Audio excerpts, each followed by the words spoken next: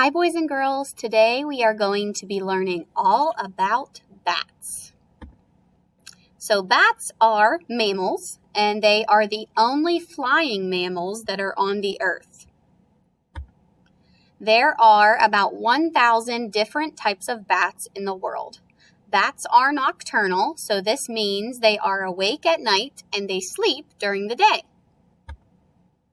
A bat's habitat is very adaptable. They are highly adaptable and they can go into many different places, but they usually live in caves where they have access to water, plenty of food, and a safe place to hide from predators.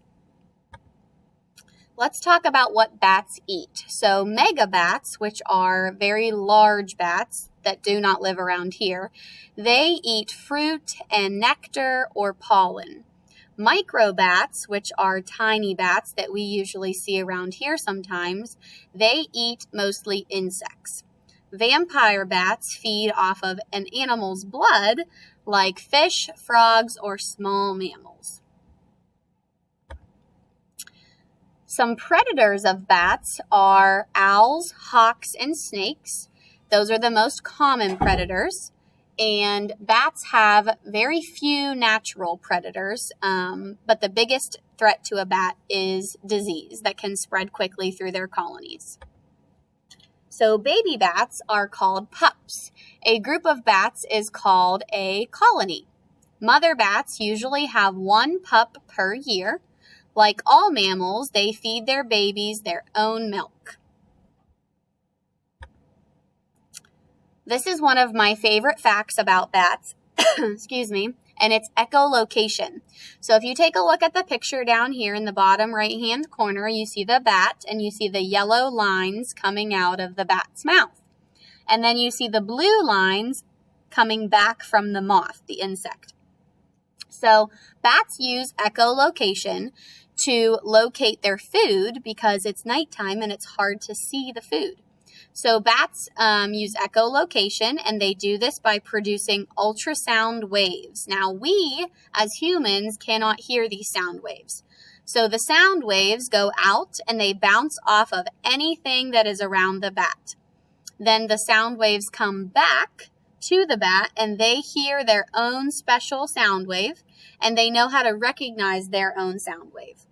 And then that's how they are able to locate various tiny mosquitoes and insects that are flying at nighttime.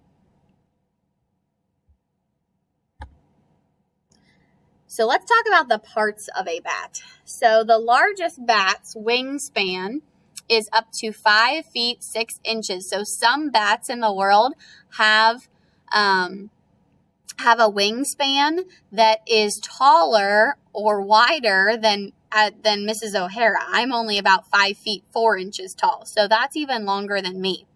The smallest bat in the world has a wingspan of about 7 to 10 inches. Now let's look at this picture right here. This is a diagram of a bat. So we have the ear and the tragus. That's what we see in here.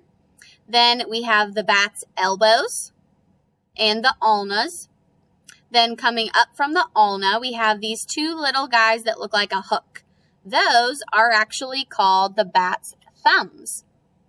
Then we have the fingers. So it says second digit and third digit and fourth digit, but these are actually considered fingers. So if you think about your hand, you have your thumb, and then you have your 4 fingers. So the bat technically has 4 fingers that are all spread out, and then they have webbing in between all of those fingers. Then down here, it's the cutaneous muscles, and then we have the toes, the tail membrane, and the tail. And then we have their feet and their knees.